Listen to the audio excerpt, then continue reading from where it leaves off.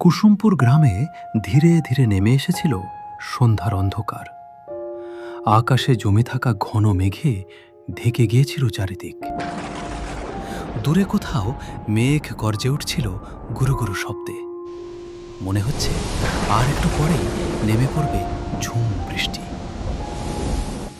ঠিক এমন সময় প্রতিদিনের মতো আজও করিম চাচা তার গরুর গাড়ি নিয়ে হাট থেকে ফিরছিল। আজ ফিরতে অনেকটাই দেরি হয়ে গেল। আকাশের অবস্থাও ভালো ঠেকছে না। মনে হচ্ছে বুঝি এখনই বৃষ্টি নামবে। কথা শেষ হতে না হতেই তুমুল বৃষ্টি শুরু হলো। শোঁ শোঁ বাতাসের শব্দ আর বিদ্যুতের ঝলকানিতে চারপাশ যেন এক মায়াবী রূপ নিয়েছে।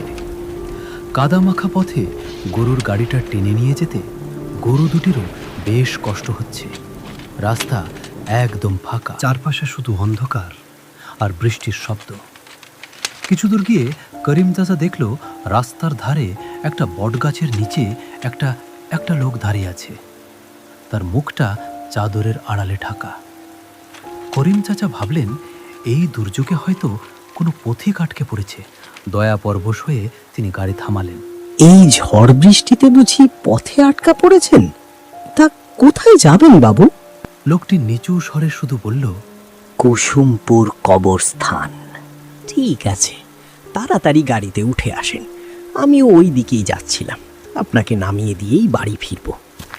লোকটি আর কোনো কথা না বলে ধীর পায়ে গাড়িতে উঠে বসল।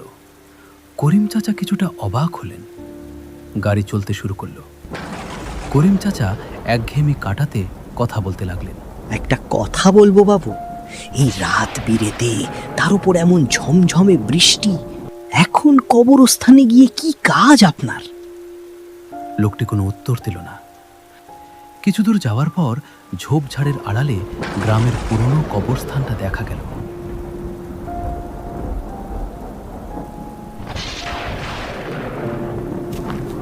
লোকটি গাড়ি থেকে নেমে ধীর পায়ে কবরস্থানের ভেতর চলে গেল।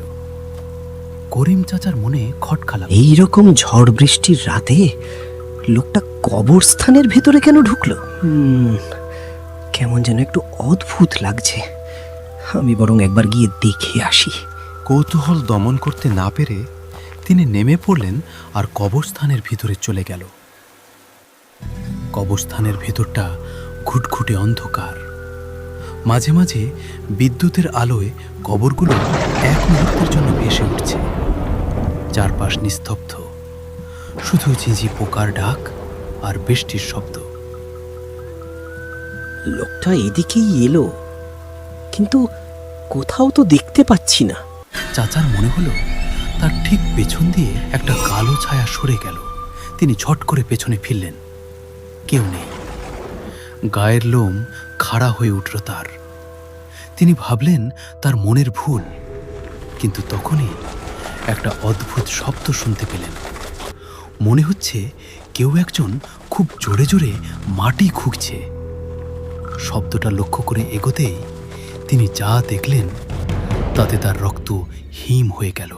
একটু দূরে একটা নতুন কবরের পাশে সেই চাদর মোড়ানো লোকটা তার দুই হাত দিয়ে জানোয়ারের মতো মাটি খুঁড়ছে। হঠাৎ একটা ঠান্ডা হাত করিম চাচার কাঁধের ওপর রাখল। ভয়ে করিম চাচার কলিজা যেন শুকিয়ে গেল। পিছন ফিরতেই তিনি আর্তনাদ করে উঠতে চাইলেন, কিন্তু গলা দিয়ে শব্দ বের হলো না। সামনে দাঁড়িয়ে আছে সেই চাদর জড়ানো লোকটা, কিন্তু সেটি কোনো মানুষ নয়, একটি জ্যান্ত কঙ্কাল। কোটরগত চোখ দুটো আগুনের গোলার মতো জ্বলছে। কে তুমি? আমাকে মেরো না, আমাকে ছেড়ে দাও। চাচা, আমাকে চিনতে পারলে না? আমি রবিন, প্রবীণের ছোট ভাই। তুই রবিন? কিন্তু গ্রামের সবাই তো জানে তুই মোড়লের বাড়ি থেকে টাকা গয়না চুরি করে পালিয়ে গেছিস। এই অবস্থা হলো কি করে তো? ঠিক তখনই কঙ্কালটা ধীরে ধীরে বলতে শুরু করলো, আমি চুরি করিনি চাচা, চুরি করেছিল আমার বড় ভাই প্রবীণ। সেদিনও এমনই ঝড় বৃষ্টির রাত ছিল, চারিদিকে অন্ধকার আর বিদ্যুতের ঝলকানি। ঠিক তখনই তাড়াতাড়ি চল, সময় নেই। এই সিন্দুকটা যদি কারো নজরে পড়ে তাহলে সর্বনাশ নিশ্চিত। প্রবীণ ভাই মোড়লের বাড়ি থেকে চুরি করে ফিরছিল, আর আমি তাকে দেখে ফেলি। ভাই, তুমি এটা কি করেছো?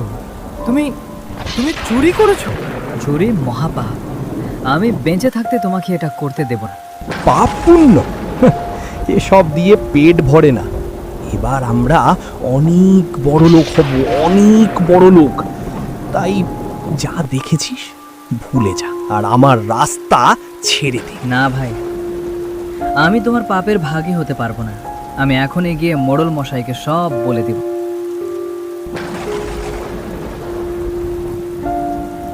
আরে গুরু, আপনার ভাই তো মোড়ল মশাইয়ের কানে সব তুলে দিতে ছুটলো।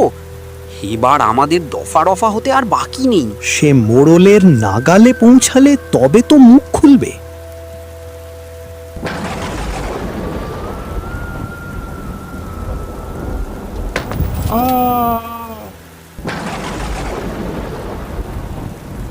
শোন, লাশটা কবরস্থানে এমনভাবে পুঁতে ফেলবি যেন কাকপক্ষীও টের না পায়। কাল সকালে সারা গ্রাম জানবে রবিন চুরি করে গ্রাম থেকে পালিয়েছে। ব্যাস, সাপও মরলো, লাঠিও ভাঙলো না। এখন আমি চলি, কাজটা সেরে আমার সাথে দেখা করিস। তোর পারিশ্রমিকটা পাওনা রইল।